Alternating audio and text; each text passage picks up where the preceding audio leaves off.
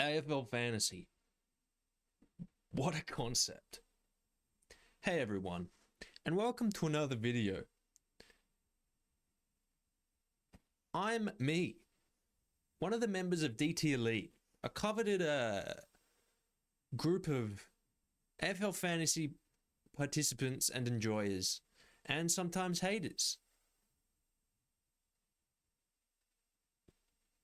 I'm making this video and will continue when I can to make content for this niche because, look, I spend too much time thinking about my team and listening to stuff, not to do something somewhat productive with it. And it also allows me to provide lore for the draft that we just did. That will probably go on for future generations. Sons and daughters will be inheriting these teams and will be,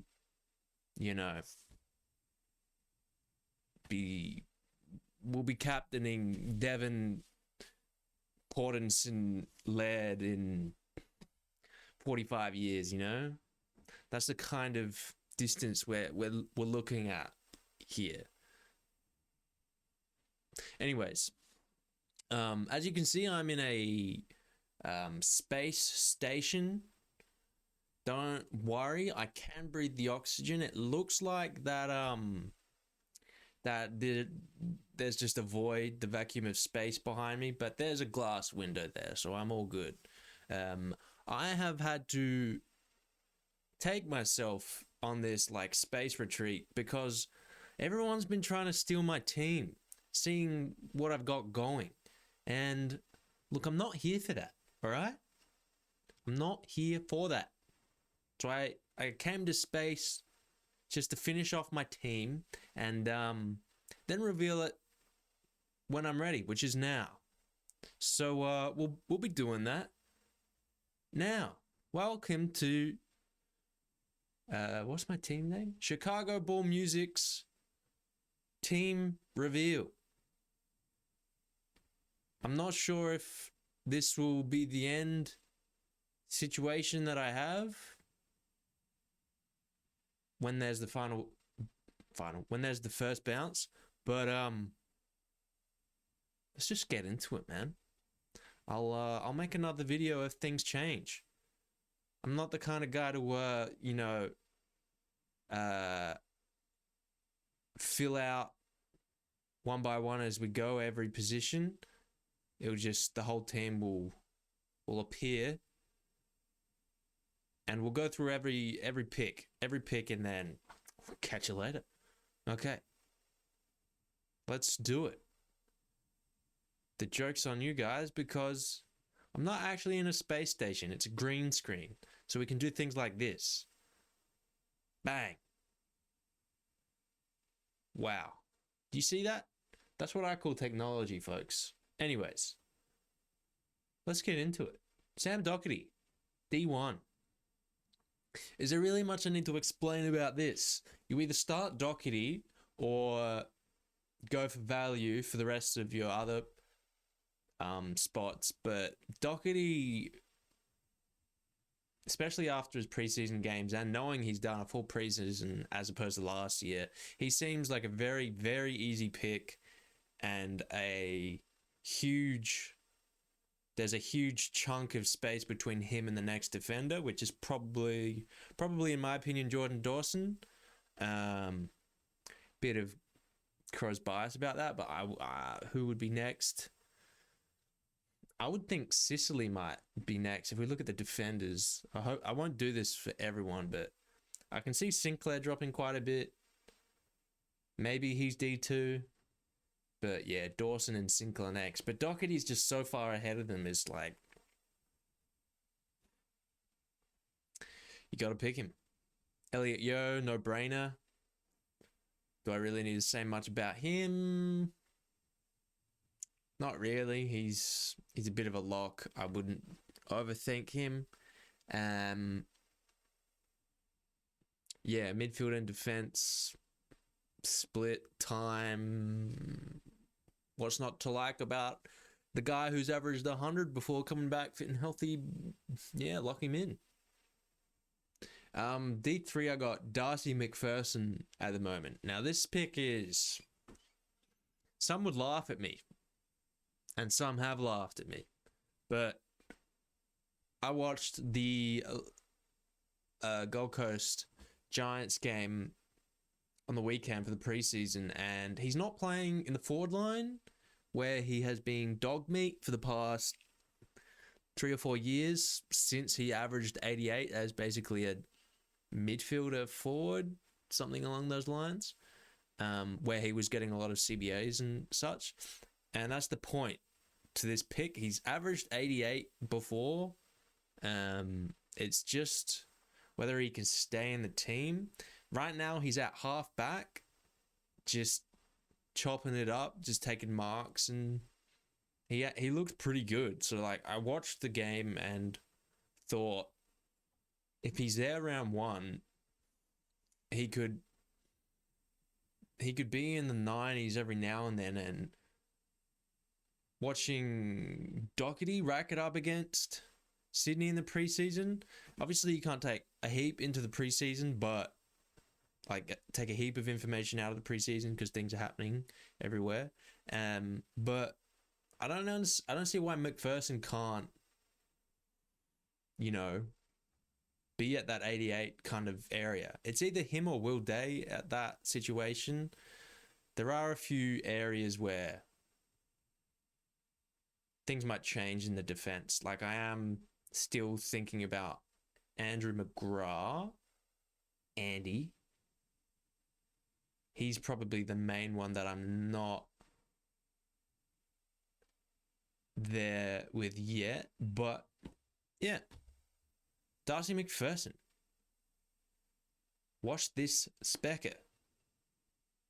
Spec is a word you'll come to learn and love if you're not a member of DT Elite. Charlie Constable, D4.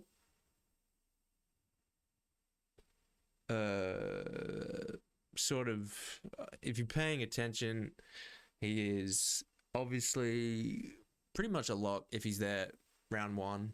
I'm not sure how long he can stay in the team. I would think McPherson stays in the team longer than Constable. When like Weller and Powell or whoever's took Miller's back, these guys, I can see Constable getting the chop soon, like soon in the year, but he should be able to stay long enough or the whole year to maintain like a 70 sort of score. He's got the role to do that in defense. Lock him in, and unless things change, unless new information comes to light. All right. Lock him in. Okay. D5, a guy I picked in draft, maybe a little too early, but I really, really, really, really, really, really, really, really dig this guy's vibe. He looked against the Crows on the weekend like, firstly, the Eagles' best player when he was around the ball, and secondly, a leader. He stood up in moments where things, obviously, again, it's preseason, but he looked hungry when it was necessary to keep the Eagles from not just getting run over in situations. Like, every sort of possession he had, like, sort of counted, and I got a really good feeling about him. Obviously, he's an obvious pick for everyone that's paying attention on the ground, but I can see him averaging like 80, especially in the West Coast Eagles sort of structure, because he's definitely capable of getting on the ball. Whether or not Adam Simpson puts him there often, who knows? But also in a defensive position, he looks like a guy that could rack up marks, +6s for days. So yeah, obvious lock. Certified lock. And at D6, we've got Chincotta. Showed enough to get a start on the ground for now, subject to change. But yeah, he can go 40, 50, 60, 70. I've seen some VFL games that he had, and he got to like 120 in a few, but who knows? I think he's just a viable D6 on the ground, capable of a decent score, capable of just a 50, which is okay. Hopefully nothing lower than that. And you're good.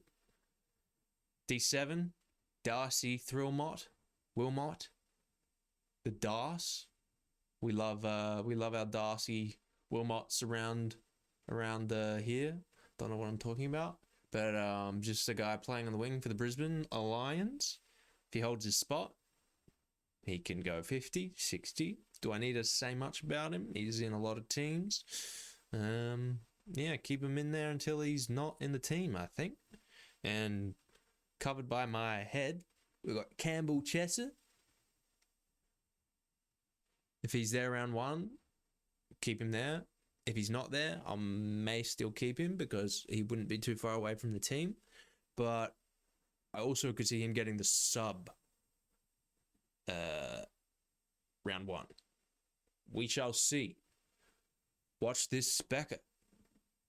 And yeah, that's my defense for now. Subject to change.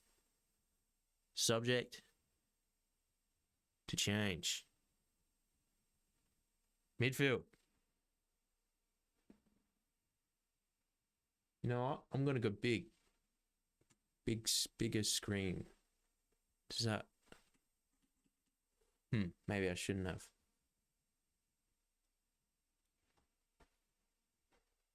Folks, technical difficulties.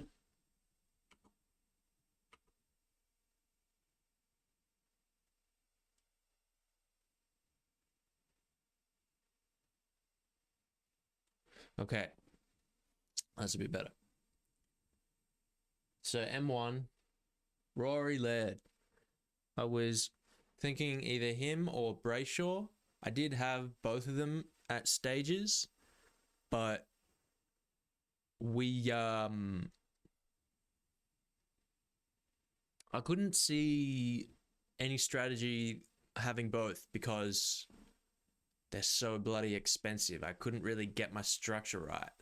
Maybe that changes. Maybe I find, we'll get to Guthrie in a sec, maybe I find a decent switch, Callahan down, Guthrie up to Brayshaw.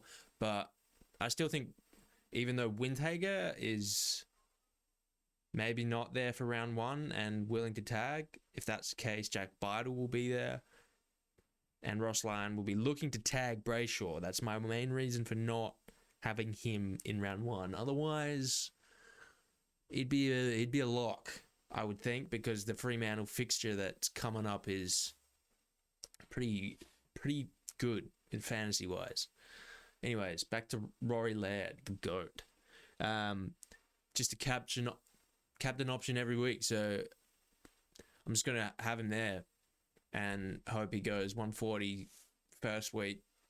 He didn't have a preseason last year, still managed to average 120, and his first few rounds were when he was lower, just building form into the year, broken hand. I mean, he did have a preseason, he just broke his hand, which would have messed with his preseason, which showed in the first few rounds where he was on getting 90s, but then built into one of the best the best performance of the year, fantasy-wise.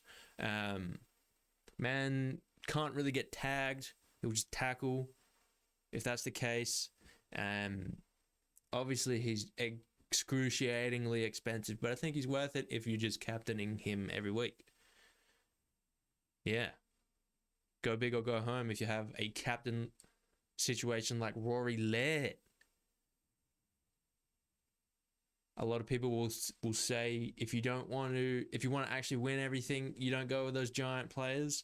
But I'm thinking something a little different here for this year because there is potential upside as opposed to the past few years with people like Steele and Miller, where it's like, can they really do much more? I mean, maybe that's the case with Led as well, but I just think he has the ultimate fantasy game. The ultimate fantasy game. Okay, coming up next, M2 Jack McRae, hoping for a bounce back to his 110, 115, maybe even go 120. That would be elite, but without any Dunkley messing with his midfield CBAs, he's probably going back to 110. Seems likely. Showed what he does in preseason. Could have had a few more CBAs to have even more of a assuredness about this pick, but he's been in my side ever since fantasy opened, so I'm not going to be dodging that one. He's staying forever and ever and ever. Picked him up in pick 28 in the world-renowned DT Elite Fantasy Keeper League. Bit of a bargain there. Lock him in. I think there are questions to be asked about the Bulldogs midfield. It looks like the main guys are Liberatore, McRae, then Bont and Smith, with Treloar next. Those are probably the main five. I can't think of anyone off the top of my head that would also be getting CBAs. And I think what the Bulldogs do is they have pairs of each other in the midfield to rotate with. They go like midfield, forward, bench, midfield, forward, bench, something like that. But it seems like Liberatore actually doesn't have a pairing with that. I think Bevo likes him in there the most, and then McRae, but hopefully Luke Beveridge does not mess with the whiteboard too much. McRae for 70% CBAs, please. Next up, we got Josh Kelly. He looked like the main guy in the Giants midfield. I can see him being one of the guys that gets you a hat, getting to like 110 from his sort of 100 average he's at the moment. He just looks like he has more opportunity and a more centered midfield role, which has always been what Kelly needs to dominate. I mean, he's one of the best players in the comp if he's in form and having his main role as a center midfielder. Just lock him in, as a lot of people are doing, but some aren't. M4, Cameron Guthrie. This one, subject to change, but at this point, I'm thinking he's the main guy with Joel Selwood gone now. And what I saw on his preseason game, low time on ground, scored an 86. He looks pretty good for points per minute wise, watching that. And Brisbane sort of dominated the game as well. So it was like, he was able to score really well in a game where the Lions were doing everything. So I think maybe he can get back to like a 110 average that he has done before, which is what I've chosen him over players like Sarong, Newcomb, Green. He's actually done 110 before.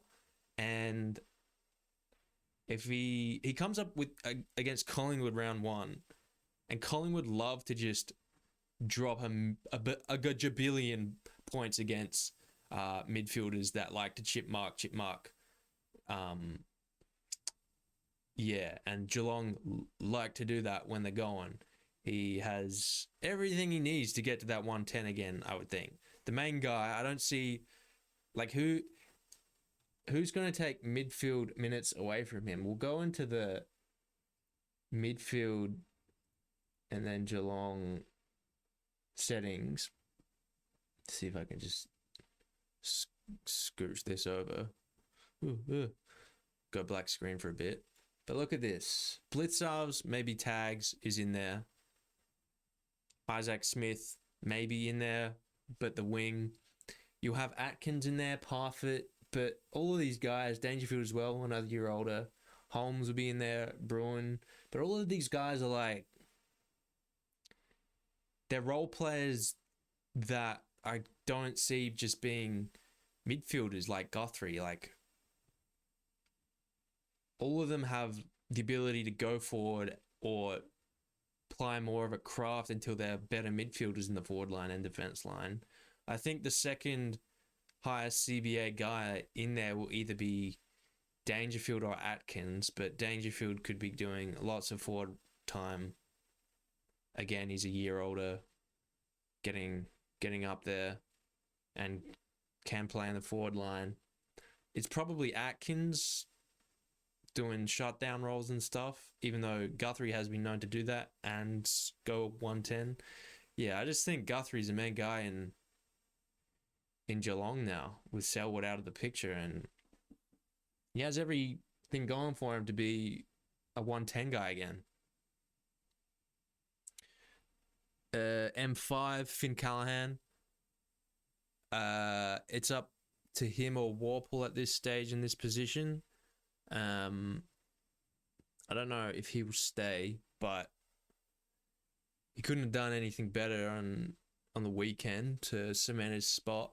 He's a bit cheaper than Warple. He doesn't have the inside mid role, but he might be in there a little.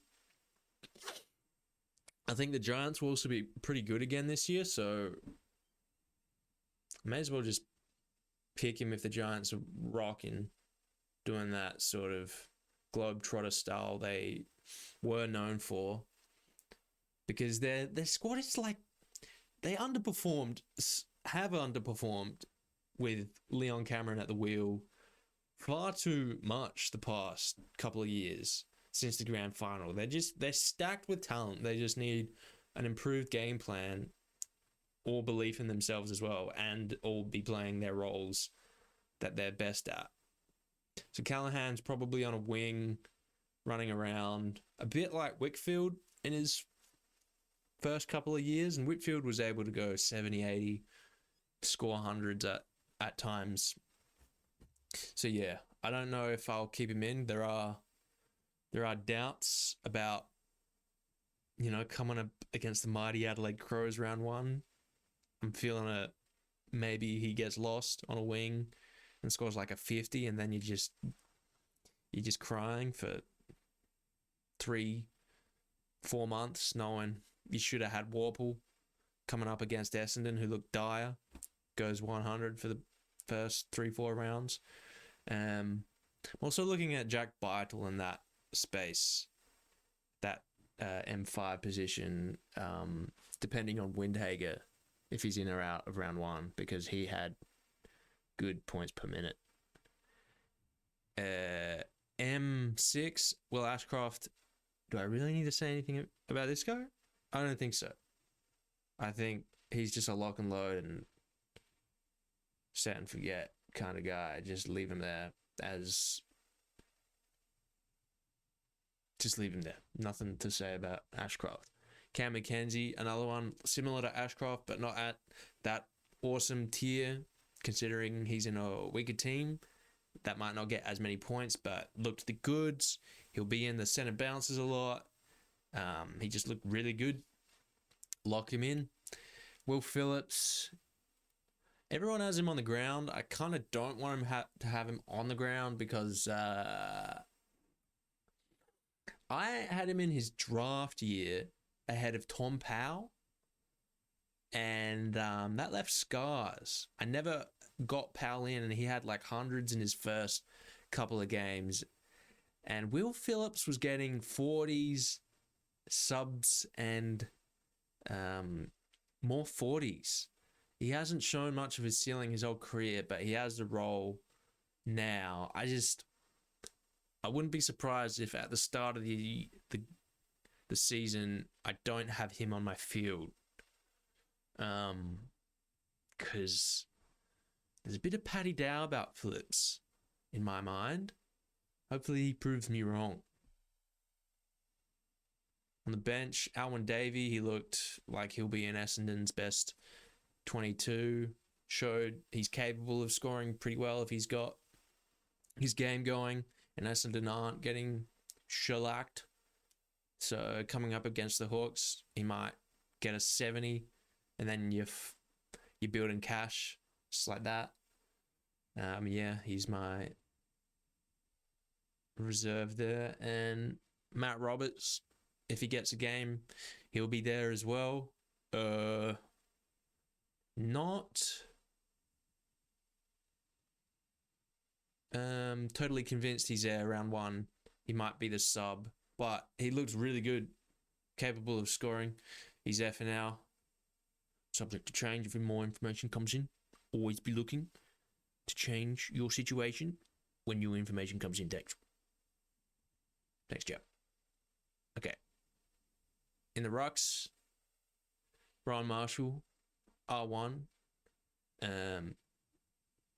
It's either you pick Marshall or you don't, and are no good at fantasy. He's the biggest lock of the year, I think, in any position. Maybe even bigger lock than Dunkley, to be honest, because Dunkley's so expensive, and maybe he goes like 100 to start the year, even though he doesn't look like doing that. But Rowan Marshall is just, he looks set to dominate this year. R2, bit of a pod. Peter Laddams, hopefully Tom Hickey is not in the team for as long as possible, because Laddams as a sole ruck has been capable of scoring really, really well as a sole ruck. So he'll probably be that round 1, round 2, round 3, round 4. Like, how long is Tom Hickey out for? I don't know, but I think picking Laddams is a bit of a smash play in regards to value, as long as Tom Hickey's not like in round 2. I don't think McAndrew's going to be getting a game. Watching the preseason game, Laddams was only sort of taken off because he got hit so many times, really unluckily. So it was like, it made sense just to fade him late and not risk him from round 1, because I don't think McAndrew is going to be there. So it's going to be Laddams sole ruck for as long as Tom Hickey's injured, and then hopefully he will be staying in the team and pinch hit, in which case his scoring will be lower, but hopefully he's made enough cash to jump up to specifically Tim English, who seems like the only other set ruck you would go for. I think you either go for a value pick like Laddams or go up and just have Marshall and English the whole year. Otherwise, they're going to be the 2 highest rucks, unless Gawn pulls something out of the bag. But he's got Grundy to deal with, so not going there. R3, Samson Ryan. Points per minute was off the charts in the preseason game. I don't know if he'll be there round 1, but this one is, I guess, there for now. I can't make up my mind whether or not it's better to have someone that might be in or is in at R3, and because none of the players look like scoring or staying in the team long. But Samson Ryan, I guess, showed he can dominate scoring, so I have him there for now. But someone like Ned Moyle at R3 is also, I reckon, a good choice. He's a guy, that he will be pretty much the only ruck for Gold Coast if Witts gets injured. So he's just a smash play there if Witts goes down, and he's just a zero cap, like a loophole option every week until maybe that happens. So yeah, I think Ned Moyle's my second choice for that spot right now. Yeah. So forward line. Josh Dunkley, do I really need to say anything about him? Early in the season, I was toying with not starting him because he's so expensive, and I was thinking, like, what if Port sort of nullify Brisbane round one. I can't remember if the game's in Adelaide. I think it is. And Port come out, wanting to really prove a point because they want to make finals and beat Brisbane and dominate.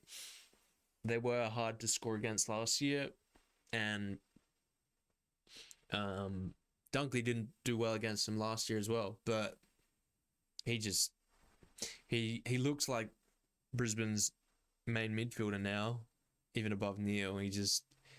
He was cruising to 120s. He just looks just locked. He looks like the most informed player at Brisbane, and Brisbane look set to dominate this year. He's a lock, man. Just set him in. Cornelio F2. I've been fading him recently, but after watching the preseason game, I thought, yes, I should fade him watching that. And then I realized after he came back from injury, his time on ground was really low, but also his score was like an 80, 77 from memory. And I realized he's probably another one of these GWS guys that they're just all going to come back into form and be like, he can be a 110 guy, especially considering his second half of the year when he was in the guts, like he looks like being this year. So, yeah, I can't fade him. And that's basically the story of all these forwards, really. Tim Taranto, another one. Just lock him in. Midfield hasn't looked like slowing down in Richmond's game plan, so he's there. I don't really need to say much about Taranto, I don't think. Connor Rozee, I've been yesing and knowing around about, maybe thinking about a value option there, but he's another guy that's just, he's the main midfielder for Port now. There's no forward contention, I don't think, unless Hinkley loses the plot. So I'm going to keep him there as another one of these forwards that you can't really fade. Showed in preseason he's capable of doing it. Errol effing Goulden, absolute pig. My second pick in draft. Look, I picked him in the second pick in draft because, guys, this guy is... Firstly, I wouldn't have got him with my third pick, and I really wanted him. I picked him ahead of Taranto and Rozee. Okay, and secondly, if I had said firstly, he's 20 years old, 2021. He's 20 years old. And he's just gone 177 in an AFL tier game, shown everything possible of him being like one of the best fantasy players for the next 10 years. Like, as soon as he's in the midfield, he's just going to absolutely explode, which he will do this year, even with like 30 to 40% CBAs. In this game that he got 177, I mean, I had him before even preseason, I think. His first preseason game locked him in for me. So he was like a pod for me until this game, which is annoying. But he is... I'm also talking about draft here, but he'll probably hold forward status over this year and the next year as well. So you keep him in draft as a forward. And if he does that 50-50 split, it's like he stays a forward. So he's one of the best picks in draft, in my opinion. Like, he's the first forward, which is what I picked him as, besides Dunkley. Yeah. Anyways, he's there. He's a lock. Like, you can't go past him. Especially, like, how can anyone not pick him after what he did in that game against Carlton? Like, 177 is the second highest score in a preseason game. First being Tom Rockcliffe from memory. Like, he's on his way to being the youngest pick of all time. So, whatever. Don't pick him. Laugh at me at draft for picking him. Whatever. I'll be the one left laughing. All right. Okay. F6. Harry Sheezel. Folks, this guy's a gun. I picked him in draft as well. I shouldn't be talking about draft so much, but if he's playing half back like Clarkson did do with him when he went into defense, like he sent him in defense for the last quarter, this guy looks like he could go 100. He scored 42 in the quarter in a Dogs dominant game. I mean, just keep him half back, Clarko, you sick freak. Put him in half back and let him just absolutely rack it up. He'll be okay in the forward line as long as North are actually able to get him the ball. But if he's playing half back, he's going to be immense. And then we've got behind me Luke Pedler. He looked pretty elite in his game against the Eagles. So yeah, keeping him there. And Sam Sturt, I think if he's there round 1, he's looking like a pretty good pick. He looked like he had a pretty good role, like coming up from the forward line into midfield against Port. It's just a question of whether he's there round 1, sub possibility, but he looked like he's got a pretty good fantasy game about him, especially if he's pushing up the ground like he was and not as much of a key position player. And so yeah, keep him there for now. And last is Fergus Green on the bench. Looked like a king out there against Collingwood. Looks like he'll average around 60. Might be up and down, who knows? But he looks like he'll be there for the Hawks. So yeah, that's the team. Subject to a few changes, but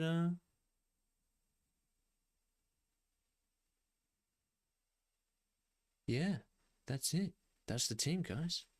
Thanks for listening. Peace.